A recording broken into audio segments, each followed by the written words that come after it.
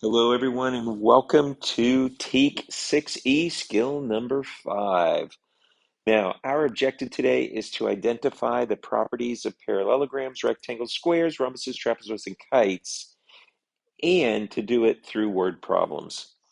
Our success criteria is that you should be able to look at a word problem that involves specifically parallelograms, rectangles, squares, and rhombi, and you should be able to solve them with no problems.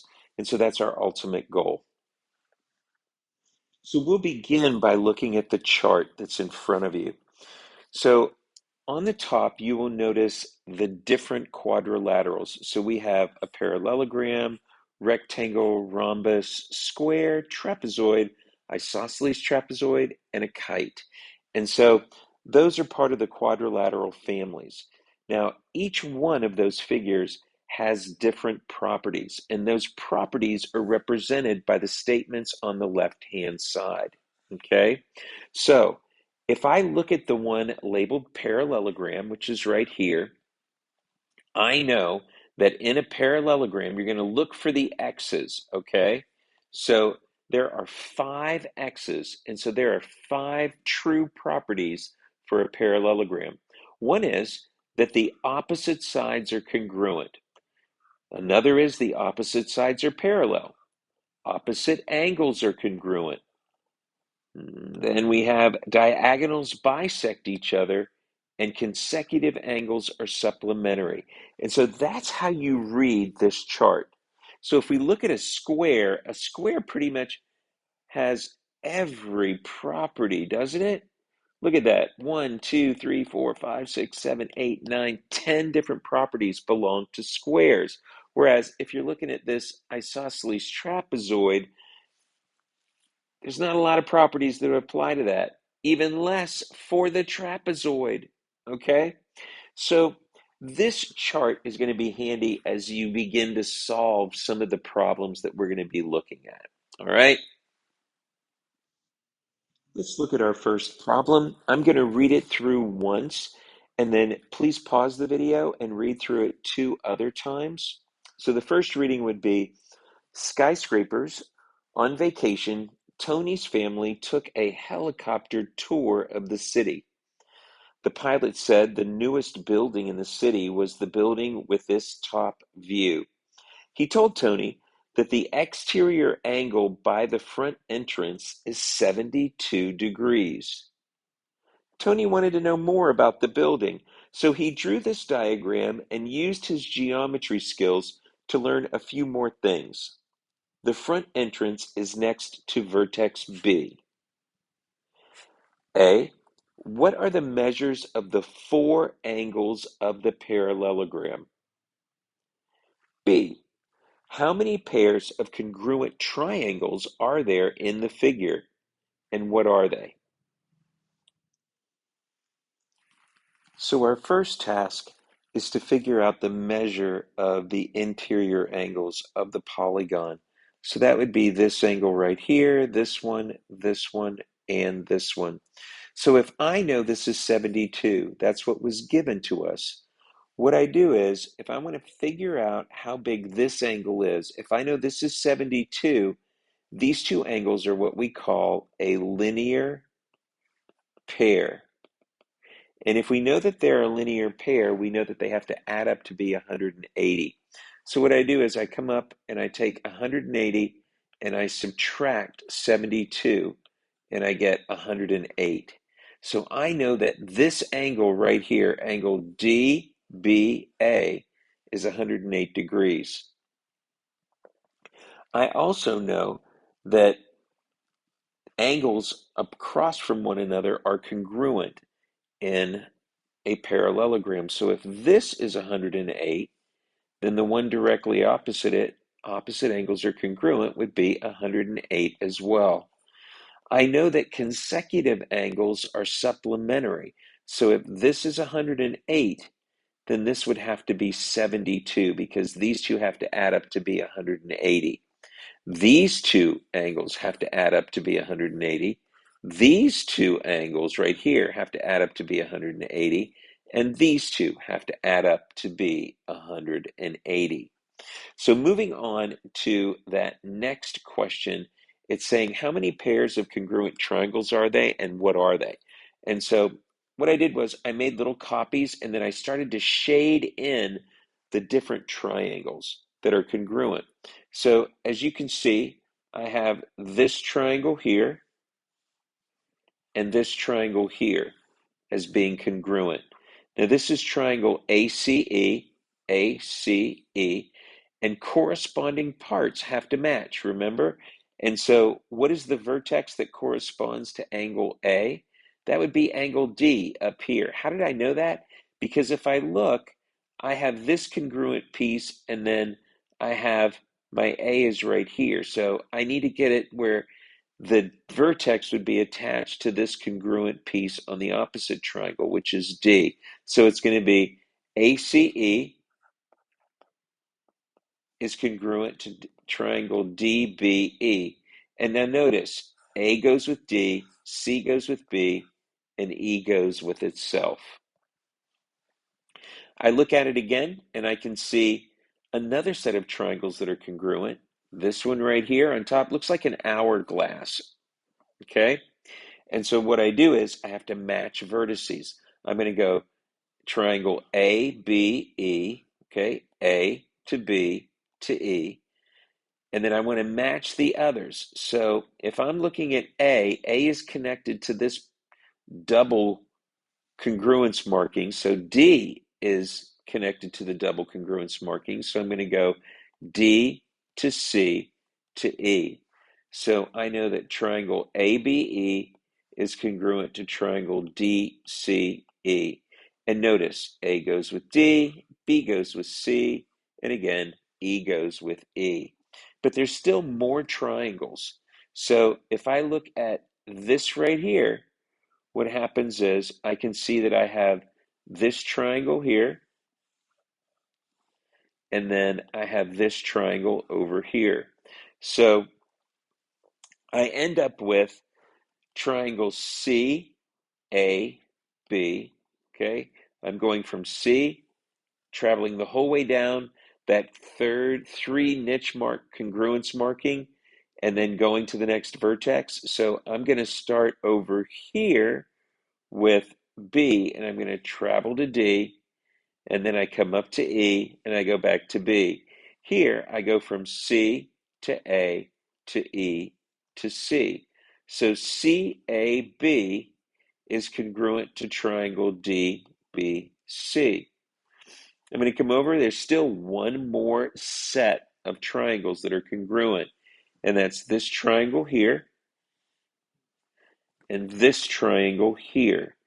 And when I write the congruence statement, I need to make sure that I put corresponding vertices in the right positions. So A will have to go with B, C will have to go with D, D will have to go with C. And so it needs to be in this order. You could have written it maybe as triangle ADC is congruent to triangle. Now, you're going to have to match A to B, so that would be B, but D has to go with C, so it would be C, D.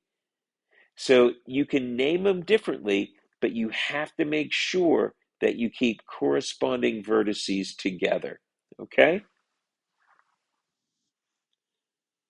Our second problem reads, 4 jets are flying in formation. 3 of the jets are shown in the graph. If the 4 jets are located at the vertices of a parallelogram, what are the 3 possible locations for the missing jet? Please turn off the video, and I want you to read it 2 more times to yourself, and then turn the video back on. I really like this problem because it gets us to think about what does a parallelogram look like and how do we construct a parallelogram. So I want to draw your attention to the jets. I have a jet here, a jet here, and a jet here. And so what the problem is asking of us is to find out where can we place a 4th jet so that it builds a parallelogram. Now, one of the things that I need for us to remember is that a parallelogram has congruent opposite sides. A parallelogram also has parallel opposite sides. Another piece of information that's important to remember is when we look at parallel, if we know that two lines that are parallel, they have to have the same slope. Very important. So the tilt of one line has to be the exact same tilt of the other line if it's going to be parallel. The problem is searching for three, three possible points or places where that fourth jet could be located in order to make a parallelogram. So when we look at the grid, we're going to have to extend our grid. I moved the grid, so if we look at the negatives going down in this direction, I actually moved the grid, continued it on to -7. I also continued the other on the x-axis. I moved it out to 9. So we needed to expand it out in order to get where those new points would be located. Let's look at this blue parallelogram right here. So in order for this to happen, okay, so we're looking at this parallelogram that I am shading in right now, okay? So in order for this to happen, the point had to be somewhere up here, okay? And so what I did was I knew that this line had to be the same tilt or the same slope as this. So in order to get from this jet to this jet, so from here to here, I needed to go over 1, 2, 3, 4, and go up 1, 2, 3, 4. So to find the position that would create that same tilt of the line, I went over to this jet here, and I have to go over 1, 2, 3, 4, and I have to go up 4. 1, 2, 3, 4. And that brings me to this point here, which is 1, 7.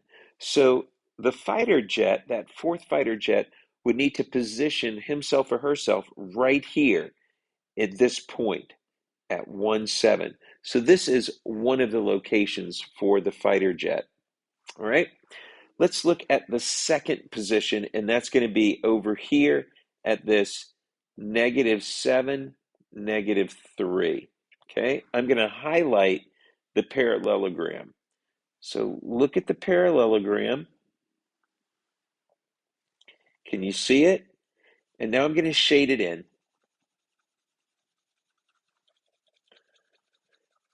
So this is the parallelogram that's going to be created when that fourth fighter pilot is going to position himself or herself right over here. Okay? So how did I get to this specific point? Well, what I did was I looked at this fighter jet and I said, in order to get from here over to here, I have to go backwards 1, 2, 3, 4, 5, 6, 7, 8, and down 1. So that means that I'm going to have to go over 1, 2, 3, 4, 5, 6, 7, 8, and down 1, which brings me to the -7, -3. So in order to form this parallelogram, that fourth fighter jet needs to be over here, okay, at -7, -3. Now notice we're working off of slopes, okay? That's how we're locating these points. Our last parallelogram is located here.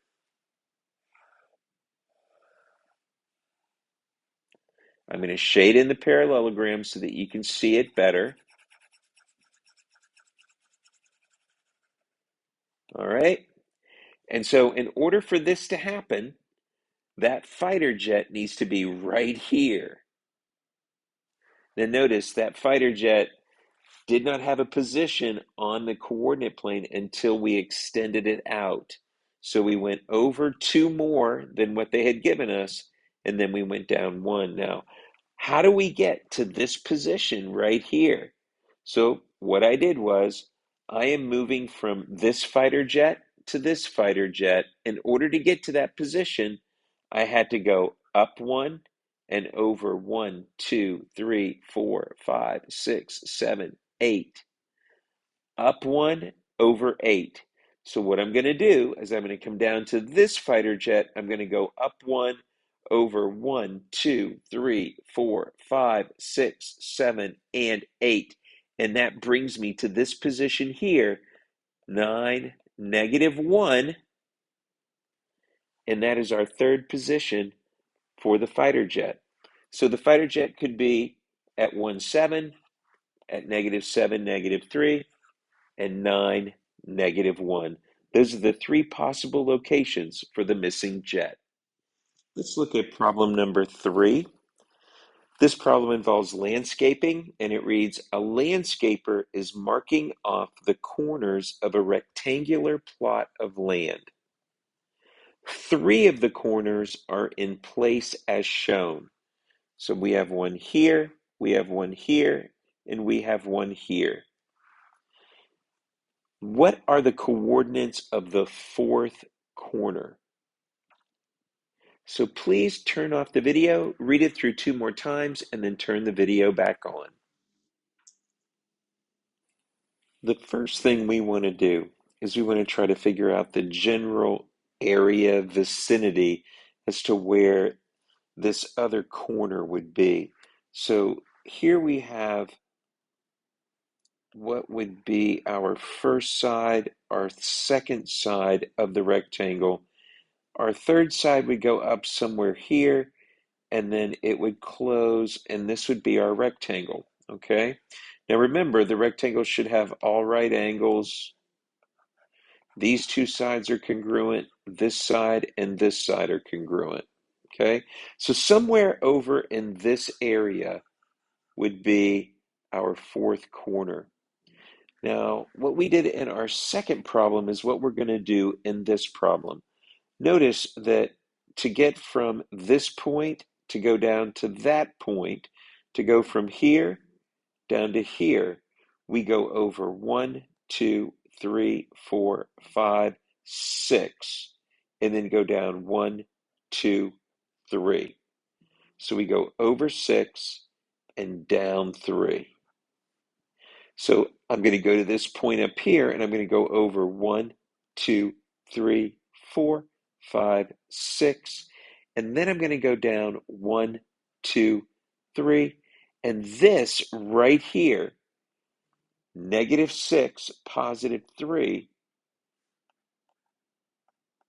should be the coordinate of that fourth point. So it would look like this. And at first glance, that looks like it's a decent rectangle. But just to make sure, what we're going to do is we're going to draw in the diagonals for this rectangle. Now, I'm going to pull up my chart that's right down here. And so if we have a rectangle, I want us to look at the diagonal section, which is right here, the purple stuff, okay? And so for the rectangle, we know that the diagonals bisect each other, but the diagonals have to be congruent if it's going to be a rectangle. So the one thing that I can do is I can take these diagonals right here, and I can figure out the distance between 0, 6 and -1, 7, and see how long that is. And I can see then if it matches the distance from D to B. So I'm going to come over here and I am going to figure out the distance. So I need to get the distance formula.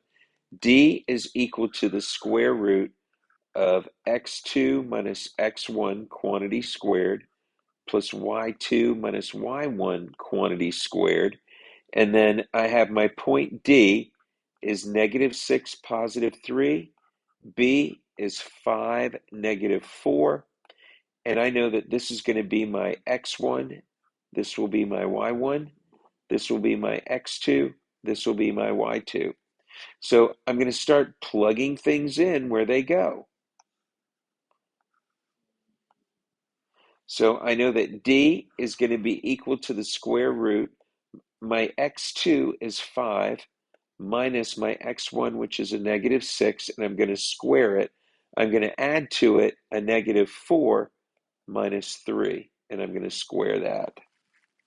So I simplify it, and I get a 5 minus a -6 is really 5 plus 6. And I'm going to square that. A -4 minus 3, that gives me my -7. I'm going to square my -7. So 5 plus 6 is 11 squared. -7 squared is a 49. 11 squared is 121. I put my 49 with it, which gives me the square root of 170. Now, I know I always tell you, go through, factor it out, try to simplify the square root, but don't worry about that in this particular case because we just want to make sure that the distances match up, okay? It's not that we're looking for an exact answer. So now I'm going to take the other diagonal, which is A to C, 0, 6, -1, -7, and I'm going to do the same thing. I have A is 0, 6, C is -1, -7. I'm going to plug it into my distance formula, and I get the square root of x2, -1 minus x1, which is 0, and square it. Y2 is a -7 minus 6, and then I square that. A -1 minus 0 is a -1. A -7 minus 6 is a -13. When I square a -1, I get 1. When I square a -13, I get 169. Remember, when you multiply a negative times a negative, you get a positive. So a -13 times a -13 is a positive 169. I'm going to add this together, and I get 1 plus 169 is 170. So I'm going to be taking the square root of 170. Now look, when we did the first diagonal, we got its distance to be 170. When we did the second diagonal, we got it to be 170 again. Now we're just checking our work. It looks like a rectangle, but I just wanted to make sure that -6, +3 was going to work, and I did that by making sure that the diagonals were the exact same length. Let's move on to problem number 4. This involves swimming pools, and it reads, Antonio is designing a swimming pool on a coordinate grid. Is it a rectangle? Explain. So really short, reading it 3 times would be helpful, but basically what this problem is asking is this figure that we see in front of us right here, is this a rectangle? So what that would mean is if we look here at that nice handy dandy chart, a rectangle has opposite sides that are congruent. It has opposite sides that are parallel. It has opposite angles that are congruent. All angles are right angles. It has diagonals that bisect each other. And it has diagonals that are congruent. Also, consecutive angles are supplementary. This is also true, one of the properties of a rectangle. So my first step is to find the corner vertices. So I look at this and I go, here's a corner. What are the coordinates for that? So it would be 1, 7. So I'm going to mark this as A. I come over here, I look at my other corner. It is 7 up 5. This is my B. Then I go down to the next corner. That's right here. And I find the coordinates. It is 4, -4. Then I go over to the last, which is D, and that is go over 2 and down 2, so it is -2, -2. Now, one of the properties of a rectangle is that the diagonals need to be congruent. So if I want to figure out if this is a rectangle or not, I'm going to find the distance between A and C, and I'm going to find the distance between B and D. And if those two match, if those two are identical, then I know that this is a rectangle. So my next step is to take those coordinates and to put them into the distance formula. And the distance formula reads, distance is equal to x2 minus x1 quantity squared plus y2 minus y1 quantity squared, and we take the square root of that entire statement. All right, so we're going to look at A and C, and here are the coordinates for A and C. 1 and 7, 4 and -4.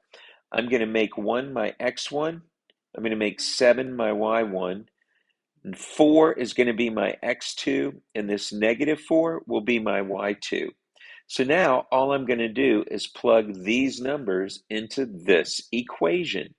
So my x2 is a 4, my x1 is a 1, my y2 is a -4, my y1 is a 7. So I plug them in, and now I have to simplify.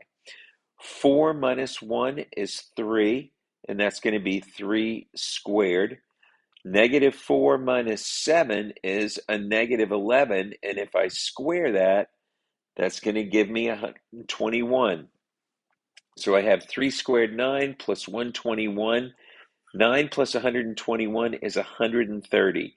So the distance between A and C is the square root of 130. I'm now going to take my next endpoints for the diagonal, which are B and D, 7, 5, and -2, -2. And I'm going to do the same thing. I'm going to plug them into the distance formula. So making x1, y1, x2, y2, I'm going to plug it into the formula, and I get -2 minus 7 quantity squared plus a -2 minus 5 quantity squared. What I then do is I simplify it even further. I get -9 from -2 minus 7, and I get a -7 from a -2 minus 5. I then square it to give me 81, and square -7 to give me a positive 49. 81 plus 49 is equal to 130. So the distance between B and D is the square root of 130. So these two distances are the same. Now, what that tells me is that the diagonals are congruent. They are the same length. This is the square root of 130. This is the square root of 130. So what that tells me is that this is a legitimate rectangle. So my answer is yes. This is a rectangle because the diagonals are congruent. Moving on to problem number 5. This involves windows. The problem reads, the edges of a window are drawn in the coordinate plane. So here are the edges of the window. Okay? Now, they want us to determine whether the window is a square or a rhombus. A square or a rhombus. So we're going to read it 3 times. The edges of a window are drawn in the coordinate plane. Determine whether the window is a square or a rhombus. The edges of a window are drawn in the coordinate plane. Please determine whether the window is a square or a rhombus. So our task is to end up with, is this a square or is this a rhombus? So we are going to go to our handy dandy chart, and we're going to look at rhombus and square. Now notice, they all share some of the same properties, all except 2. all angles in a square are 90 degrees. That's this one. And then the other one is that the diagonals are congruent. The diagonals are congruent. So if we really want to know if this is a square, what sets this apart from a rhombus is in a square, these diagonals are going to be congruent. They're going to be the same length. So what I did was I went and I found my corner markers A, B, C, D. A is 2, 7. B is 7, 1. C is 2, -5. And D is a -3, 1. So I need to figure out the distance between A and C. I need to figure out the distance between D and B. If AC is congruent to DB, AC is congruent to DB, then I know we have a square, okay? So here's what we're going to do. We come down and we are going to look at the distance formula. So distance is equal to the square root of x2 minus x1 quantity squared plus y2 minus y1 quantity squared. We should be really familiar after the last couple of problems. I'm going to check the diagonal that goes from D to B, and here are the coordinates, -3, 1 and 7, 1. I'm going to mark my x1, y1 and my x2, y2. Here's my x1, y1, here's my x2, y2, and then I plug it into the formula. And so 7 minus a -3, and I square that, plus 1 minus 1, and I square that. So 7 minus a -3 is really 7 plus 3, and 1 minus 1 is 0. So 7 plus 3 is 10, so that's 10 squared plus 0 squared, which is just basically 10 squared, is equal to the square root of 100, which is 10. So I know the distance between D and B right here is 10. And since it's a straight line, I could have just counted it. 1, 2, 3, 4, 5, 6, 7, 8, 9, 10. Okay? Now, I'm going to look at the diagonal going up and down.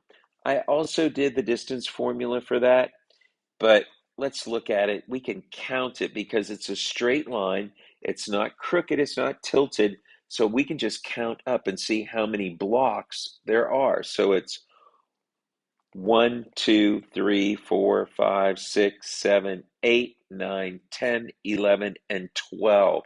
So it has a vertical distance of 12 and a horizontal distance of 10.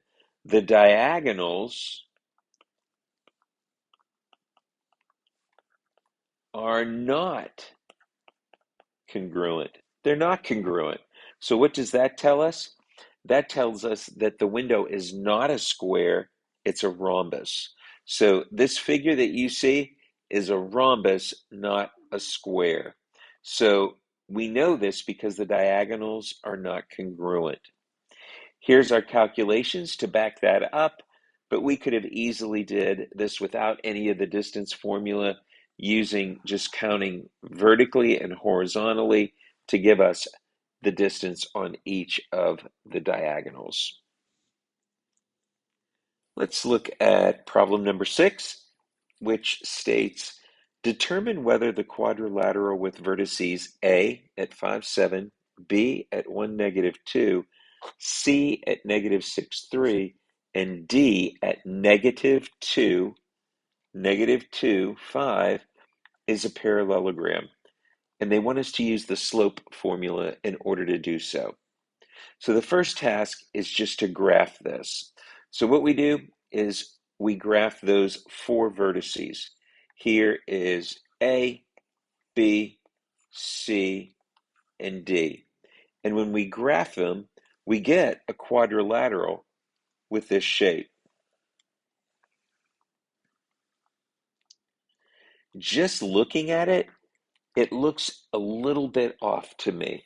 And so I'm looking at it going, I don't think it's a parallelogram, but what does it take to know if something's a parallelogram? That's when we come back to our chart. So I look under the parallelogram column and I see that we have opposite sides are congruent, opposite sides are parallel, opposite angles are congruent, the diagonals bisect each other, and consecutive angles are supplementary. So these 5 different properties are going to help us. But remember, they're specifically asking for us to use the slope formula. So just a reminder that slope is y2 minus y1 all over x2 minus x1. And the 2 line segments that we're going to look at slopes for are DA and CB right here, these 2 line segments. So I'm going to grab these coordinates. So for DC, I'm going to grab the coordinates, and what's going to happen is I'm going to plug them into the slope formula. M equals y2 minus y1 all over x2 minus x1. And I know that D is this and A is this. I'm going to assign my x1 to -2, my y1 to 5, my x2 to 5, and my y2 to 7. I'm plugging it into that formula, and what I get is y2 minus y1, 7 minus 5, all over 5 minus a -2. 7 minus 5 is 2, and 5 minus a -2 is equal to 5 plus 2, which turns into 2 all over 7. So the slope of this top part of the rectangle or the parallelogram is 2 over 7. My next task is to find the slope for CB. So I do the same thing.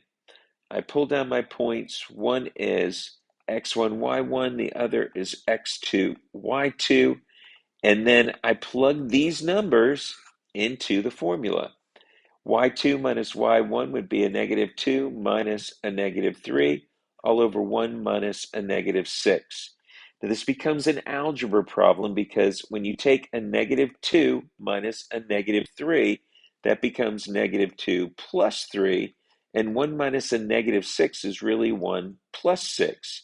-2 plus 3 is 1, and then 1 plus 6 is 7. So when I'm looking at these 2 slopes, I have 2/7 and 1/7. Are the slopes the same or are they different? That's the question we ask.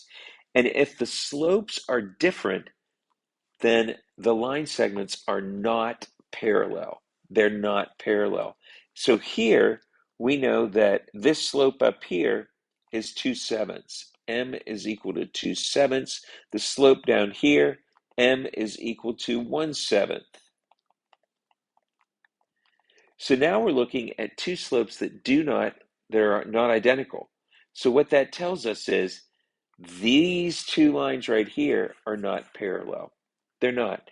They may look parallel, but mathematically they are not parallel. So if they're not parallel, then this is not a parallelogram. It can't be, because in a parallelogram, opposite sides are parallel. And we just proved that to be wrong. So looking at this, our answers would be, since the slopes are different, and I actually wrote the slope of DA is 2/7 and the slope of CB is 1/7. Because these slopes are different, DA is not parallel to CB, not parallel to CB, and ABCD is not a parallelogram. Hello everyone, let's look at our last problem in this set. It says, in this figure, KL is parallel to MJ and JK is parallel to LM. So I know that this is parallel to this, and I also know that this is parallel to this. So That tells me a good bit of information. They go on to give me even more information and they say, if the measure of NML, so that's NML, this angle right here is 52 degrees, how big is this angle right here? That's what they want us to find out. So I know this is parallel to this is parallel to this. I know that this is 52 degrees, and I also know that this is what they're wanting us to find, the measure of this angle. So looking at this drawing a little more closely, we discover that we have congruent angles right here, and we also have congruent angles right here. So these two are equal, these two are equal. And what they're telling us is that this is 52 degrees. Now, if this angle is 52 degrees and it's congruent to this one, what would be the measure of this angle right here? Well, of course, it would be 52 degrees. I'm just going to mark that at 52. Now, this is the part where you have to remember the properties of a parallelogram. So what that says is that this right here, this angle that measures 104, that's how big this angle up here is going to be because opposite angles are congruent. So I'm just going to write down that this is 104. We also remember that consecutive angles are 180 degrees. They're supplementary. So I know that this plus this has to equal 180 degrees. Or this angle and this angle have to equal 140 or 180. This angle and this angle have to equal 180. This angle and this angle have to equal 180. So I'm going to take my 52 and 52, add it together, and I get 104. So the way I'm going to solve this is I'm going to take 180 degrees and I'm going to subtract 104. Now, where did I get 104? It's these two angles added together. They gave us the 52. Because these two angles are congruent, I knew this angle was 52. So this entire angle right here would be 104. I am going to subtract, and I discover that this angle over here, these two angles, angle J, are equal to 76, but that's the entirety of this angle. We want to cut it in half and break it up. So if I do that, if I take 76 and I divide it by 2, I end up getting 38 degrees. So I know that this is 38, and I also know that this is 38. So we are looking for this angle right here, this angle. And so in order to find that angle, what we're going to need to do is we are going to add the 38 and the 52.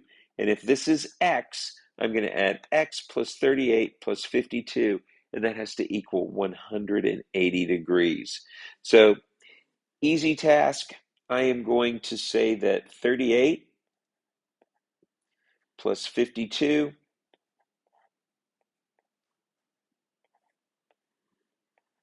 is 90.